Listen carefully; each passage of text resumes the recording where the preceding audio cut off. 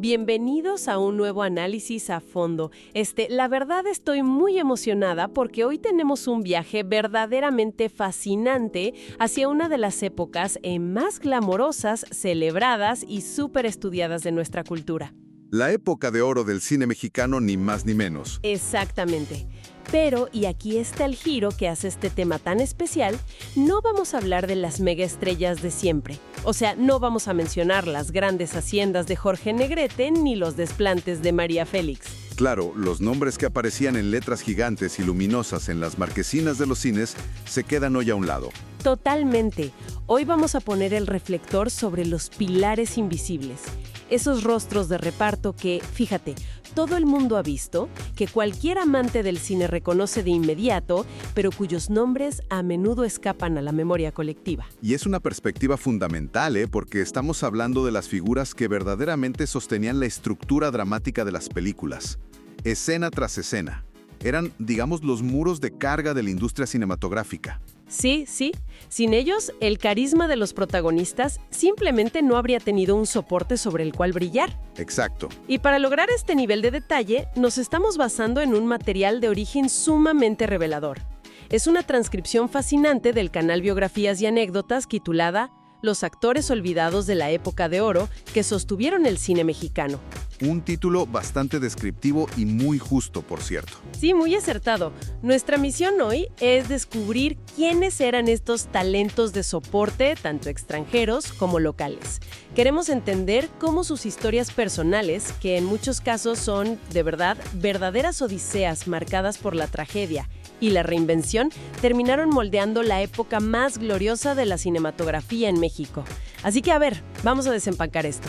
Me parece perfecto. ¿Cómo encajan todas estas piezas que parecen inconexas en el gran rompecabezas de la historia del cine? Bueno, para entender el impacto real de esos actores de carácter, primero tenemos que establecer el panorama general de los años 30 y 40. La época de oro no fue un fenómeno aislado. De hecho, fue un ecosistema tremendamente complejo que se nutrió de manera directa de la migración global. Un mundo completamente convulso en ese momento. Totalmente.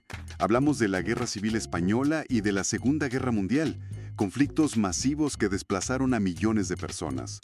Gran parte de ese talento internacional, desde intelectuales de altísimo nivel hasta artistas de la escena clásica, encontró un refugio vital en México. Y este grupo de desplazados llegó y literalmente construyó el andamiaje técnico y actoral del cine nacional, ¿no? Exacto. Aportando una diversidad que la industria local, que apenas estaba en plena expansión, necesitaba desesperadamente para dar un salto de calidad. No se sostenía sola. Es increíble, de verdad, pensar en los estudios de cine de la Ciudad de México en esa época como un crisol de talento exiliado. La conexión europea es uno de los hilos conductores más fuertes y conmovedores en nuestras fuentes. Sí, con una carga emocional altísima. Muchísimos de estos actores traían consigo una historia brutal, pero también una formación artística impecable, forjada en los mejores teatros de Europa. Empecemos hablando de una figura que a mí me parece fascinante, que es Francisco Reiguera. Ah, el gran Reiguera. Sí. Nacido en España, él llega a México en los años 40 tras el doloroso exilio republicano.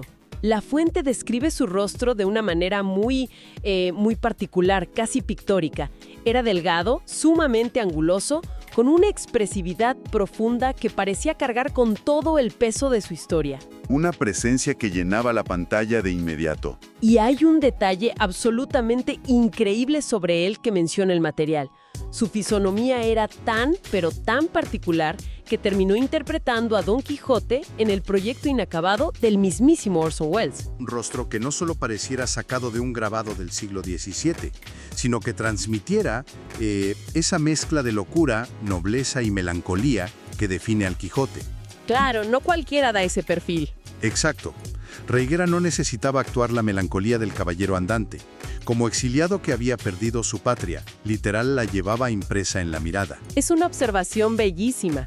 En México, él rara vez tuvo papeles protagónicos, lo cual pues era común para los actores de su perfil, pero siempre encarnaba personajes excéntricos que se robaban la escena por completo. El sabio de la aldea, el loco incomprendido. Sí, o el profeta, el mendigo que esconde una gran verdad. Cada aparición suya, por breve que fuera en el metraje final, era inolvidable gracias a ese estilo profundamente teatral y solemne. Le daba un peso literario a guiones que a veces eran muy sencillos. Lo fascinante aquí es cómo este flujo de talento europeo no solo enriqueció lo que se veía frente a la cámara, sino lo que sucedía a nivel formativo y académico en el país. El impacto iba mucho más allá del entretenimiento. A ver, cuéntanos un poco de eso. Tomemos el caso de Charles Brunner. Las fuentes nos indican que era austríaco, un hombre con un doctorado en humanidades y, lo que es crucial para la historia del teatro, fue alumno y asistente personal de Max Reinhardt. ¡Wow! Uno de los directores más influyentes del teatro europeo moderno. Así es. Brunner huyó del implacable ascenso del fascismo en 1942 y encontró asilo en México.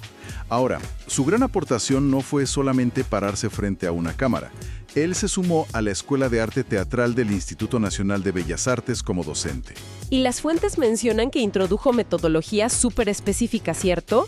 Se habla de una revolución total en la forma de enseñar actuación en el país. Correcto. Fue el responsable de introducir el teatro épico de Bertolt Brecht en México. Para ponerlo en términos sencillos, el teatro épico era un estilo revolucionario diseñado no para hacer que la audiencia llore o se pierda en la fantasía de la historia, sino para obligarla a pensar críticamente sobre la sociedad. O sea, un estilo que rompe la cuarta pared y mantiene al espectador intelectualmente activo. Exactamente. Imaginar a un académico austríaco enseñando estas técnicas vanguardistas a la nueva generación de actores mexicanos en los años 40 es asombroso. Por eso es un pilar invisible, porque estas figuras estaban profesionalizando la industria desde sus cimientos, asegurando que los actores del mañana tuvieran un rigor absoluto. Estaban sembrando las bases de lo que hoy consideramos la escuela clásica de actuación en México. Y bueno, mientras educadores como Brunner trabajaban en las aulas, otros aportaban lo que las fuentes describen maravillosamente como una elegancia importada. Que se requerían muchísimo, ¿eh? Totalmente. El cine mexicano comercial demandaba muchísimo esta cualidad. Se necesitaba un contraste visual y cultural para que las historias funcionaran. Nuestras fuentes hacen un recuento de figuras clave y es fascinante detenerse a ver por qué la industria los necesitaba tanto. Por ejemplo, Klaus von Rothenfeld, nacido en Estonia. Claro, el arquetipo del europeo intachable. Sí, él aportaba esa imagen del europeo culto o del científico intrigante, que era oro puro para los melodramas urbanos o las cintas de misterio.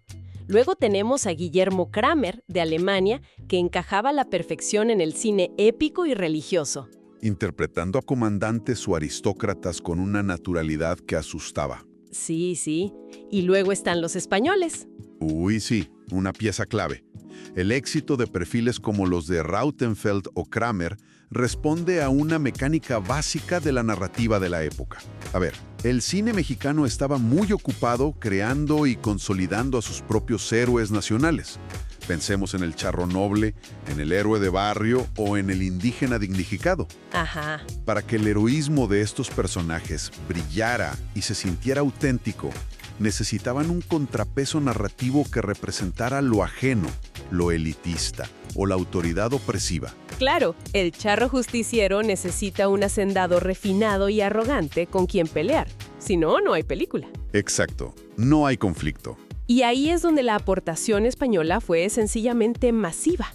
Actores como Antonio Bravo, con una dicción que las fuentes califican de impecable, se volvieron los favoritos del cine religioso y de época. Bravo brilló en clásicos monumentales como El mártir del Calvario. Una presencia imponente en pantalla. Absolutamente. Y por otro lado, Rafael Alcaide, con una voz profunda y rasgos muy europeos, se volvió un elemento vital para directores súper exigentes como Julio Bracho o Emilio el Indio Fernández. Y hay una historia política fuerte detrás de esto también. Tomemos a Luis Musot Flores. Un perfil interesantísimo. Termina exiliado en México y encarna a jueces, militares y médicos en más de 40 películas. Prestando su presencia a las cortes y hospitales de la ficción mexicana.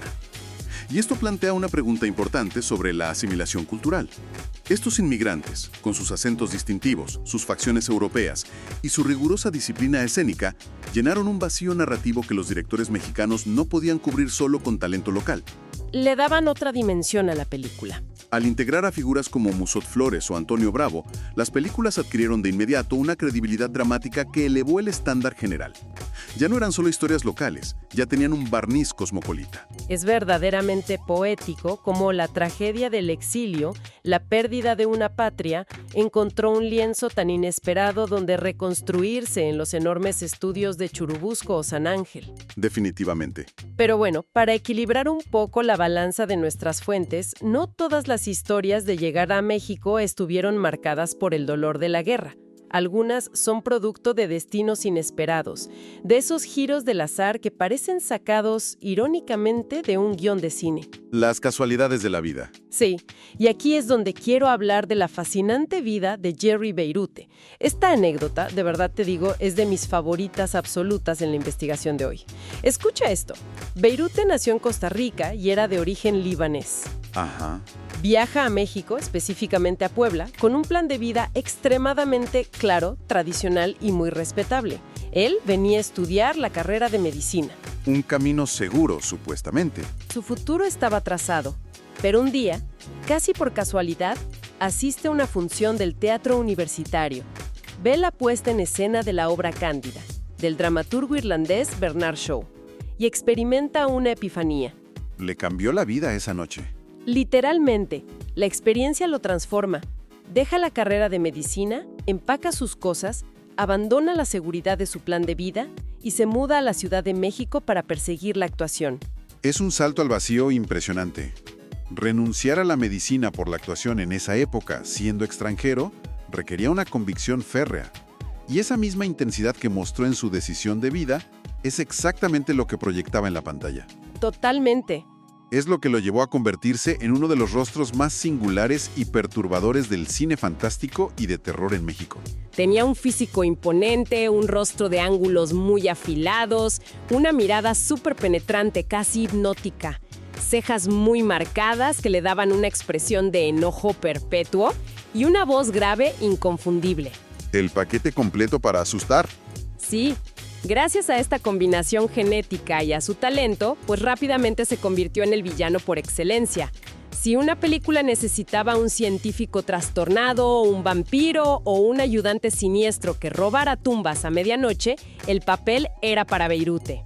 Películas de culto como Ladrón de Cadáveres o El Ataúd no serían lo mismo sin él. Para nada. Tristemente, su intensidad parece haberle pasado factura y su vida se apagó muy pronto. Falleció a los 44 años a causa de un infarto, pero vaya que dejó una huella que los fanáticos del cine de horror siguen venerando. Ese nivel de especialización de Beirute nos muestra cómo el cine comercial utilizaba los rostros como herramientas de comunicación instantánea. Y si hablamos de encasillamientos y arquetipos visuales, nadie representa mejor este fenómeno que el actor encargado de encarnar a la contraparte norteamericana. Ah, claro, el gringo oficial.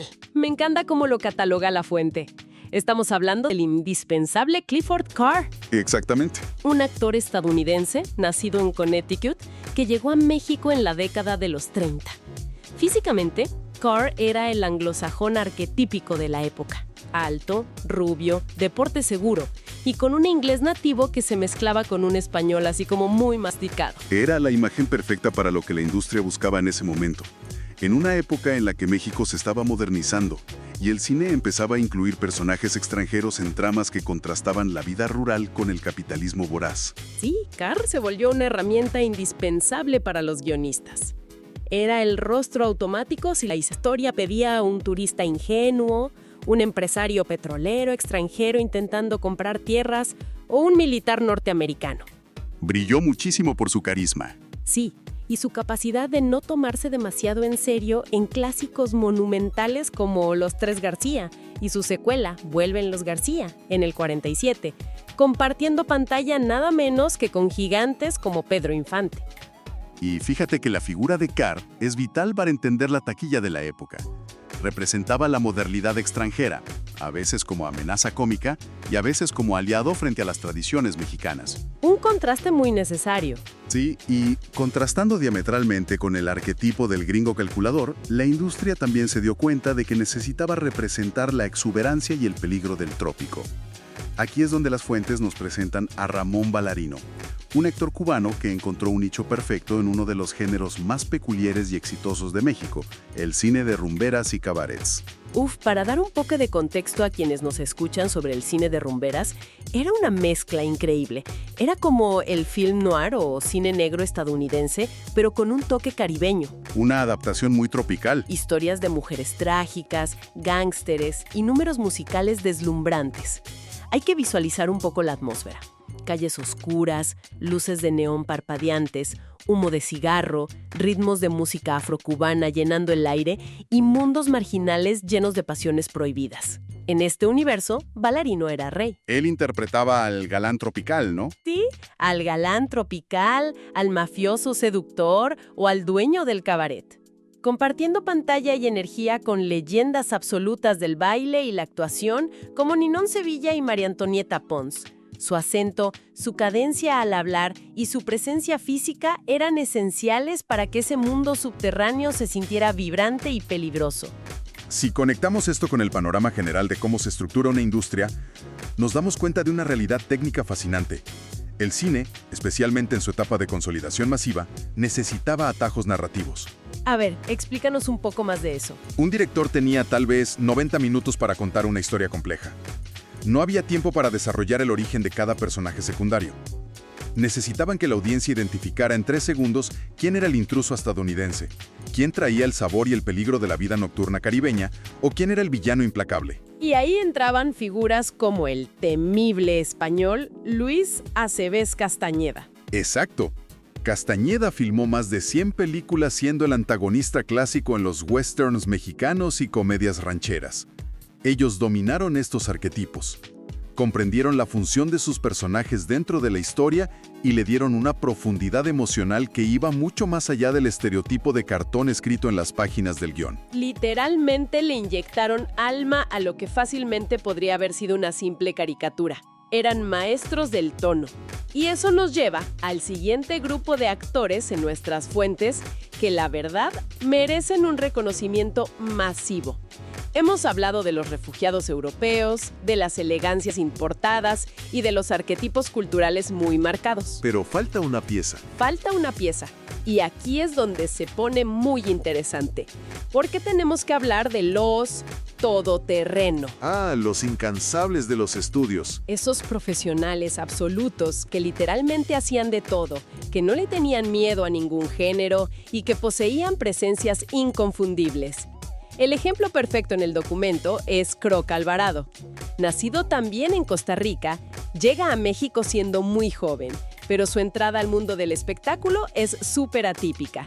Empezó su carrera nada menos que como boxeador profesional. El salto de los cuadriláteros reales, donde los golpes tienen consecuencias severas, a los sets de filmación, donde todo es una coreografía precisa, es una transición física y mental asombrosa. Y vaya que Alvarado dominó esa transición. Su imponente físico atlético le abrió las puertas del cine de acción en los años 30. Llegó a filmar alrededor de 300 películas a lo largo de 4 décadas de carrera. Una cifra increíble. Era un actor increíblemente versátil. A pesar de su tamaño, tenía una mirada noble, muy expresiva y un gran don para la réplica cómica. Esto le permitió saltar del drama rural al cine de aventuras. Pero el lugar donde se volvió un acompañante verdaderamente habitual, el socio indispensable, fue en el explosivo mundo del cine de luchadores. Un clásico de la cultura popular mexicana. Alvarado trabajó codo a codo en decenas de películas con mitos como El Santo y Blue Demon. Interpretaba desde el detective de policía que pedía ayuda al enmascarado, hasta científicos o villanos físicos que pudieran aguantar una pelea creíble frente a las cámaras. 300 filmes es un volumen de trabajo monumental que demuestra una ética laboral inquebrantable.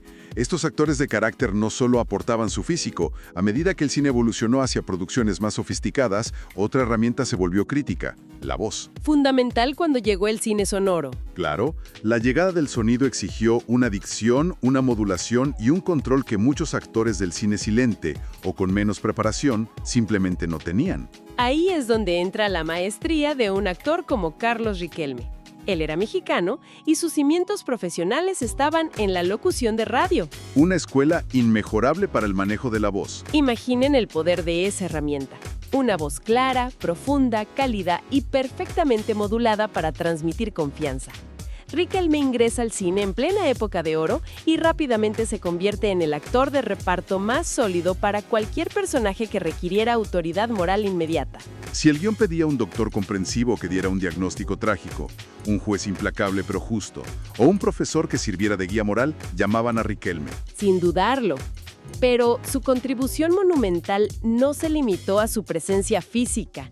Su voz impecable lo convirtió en un pionero y un gigante del doblaje y la dirección de voces, prestando su tono a decenas de personajes animados y documentales educativos, básicamente formando el imaginario auditivo de generaciones enteras en el país. El trabajo de voz de Riquelme, junto con su actuación en pantalla, lo posiciona como un verdadero arquitecto del tono cinematográfico. Y hablando de constructores literales de la industria, las fuentes también nos muestran cómo de estos actores de soporte nacieron dinastías que sostuvieron la producción desde la raíz. Sí, gente que no solo actuaba, sino que armaba la industria. El documento menciona a Enrique Rodolfo de Anda Serrano, a quien el público recordaría con cariño como el Tejano. Él creció inmerso en la magia y el caos de los sets de filmación, siendo hijo de Raúl de Anda, el famoso Charro Negro. Enrique estaba frente a las cámaras desde los 2 años de edad. ¿Creció entre cables y luces? Literal, pero su verdadera evolución radica en que comprendió el negocio en su totalidad. No se conformó con ser un actor de westerns, su visión era fabricar la industria. Evolucionó hasta convertirse en un prolífico productor, guionista y director, fundando su propia compañía productora. Y a pesar de que enfrentó desafíos de salud gravísimos que terminaron por costarle a ambas piernas, nunca dejó de trabajar. Fue un artesano indomable que conoció la industria desde la utilería hasta la silla del director. Una resiliencia que impresiona. Y compartiendo esa visión periférica del negocio, encontramos a Tito Novaro. Nacido en Nebraska, Estados Unidos, llega a México y su presencia elegante y sobria lo lleva a interpretar cientos de figuras de autoridad en pantalla. Pero el legado oculto de Novaro es su labor tras bambalinas. Esa labor que nadie ve, pero que sostiene todo. Actuó como empresario, productor y un gran impulsor de los equipos técnicos. Ayudó a estructurar la manera en que se organizaban las producciones, asegurándose de que los técnicos, los tramoyistas y los camarógrafos tuvieran los recursos y el respeto necesarios para hacer su trabajo. Es como si todas estas figuras entendieran profundamente que la magia del cine no terminaba cuando el director gritaba ¡corte! En síntesis, lo que todas estas biografías, desde los exiliados europeos hasta los locutores convertidos en jueces, nos demuestran de forma innegable es el valor absoluto del trabajo colectivo. Completamente. Ninguna de estas personas parecía estar consumida por el ego de buscar obsesivamente la gloria individual. Eran profesionales con un oficio depurado, verdaderos artesanos de la pantalla. Comprendieron que el cine requiere muros de carga fuertes para sostener el brillo de la fachada. Y hace que uno se pregunte qué destaca realmente en todas estas historias de dedicación. Pues mira, para quienes nos escuchan hoy, la respuesta a esa pregunta es fantástica, porque trasciende la nostalgia del cine en blanco. Sin importar en qué ámbito se desenvuelva nuestra audiencia, ya sea preparando una estrategia corporativa, coordinando el trabajo en un hospital o liderando un proyecto escolar, la lección de estas vidas es universal. El proyecto depende enormemente de los actores de reparto. Depende de aquellos que aportan profesionalismo, rigor técnico y constancia desde un segundo plano, asegurando que las cosas funcionen sin reclamar el centro del escenario. Es una analogía precisa y súper necesaria. Y mira, el conocimiento histórico es realmente valioso cuando nos obliga a cuestionar nuestro presente. Al observar este riquísimo ecosistema de refugiados, inmigrantes, locutores y exboxeadores que construyeron la mítica época de oro a base de disciplina silenciosa, surge una inquietud muy fuerte sobre la actualidad. A ver, dinos cuál es. Nuestra era del entretenimiento moderno, dominada por la inmediatez de los algoritmos, el contenido fugaz y una cultura que premia el protagonismo desmedido y la fama viral a toda costa, estamos perdiendo el noble arte del actor de soporte. Hoy en día, ¿quiénes son esos artesanos rigurosos que se enorgullecen de su oficio sin buscar la validación constante? ¿Quiénes son los verdaderos pilares invisibles que sostienen, desde la sombra y el trabajo duro, la cultura que consumimos hoy? ¡Qué perspectiva tan profunda para llevarnos de tarea de verdad! Nos obliga a mirar con mucho más respeto los largos créditos al final de una película y a reflexionar sobre a quiénes estamos valorando en nuestras propias organizaciones. ¿Qué viaje histórico y humano tan revelador hemos tenido hoy desempolvando estas biografías? Ha sido un recorrido fascinante. Con esta reflexión cerramos nuestro análisis a fondo. Esperamos que el descubrimiento de estos gigantes silenciosos haya sido tan enriquecedor como lo fue investigar sobre ellos. La invitación queda súper abierta para seguir explorando el pasado con ojos críticos y sobre todo para mantener siempre viva esa curiosidad por descubrir lo que sostiene al mundo desde las sombras. Hasta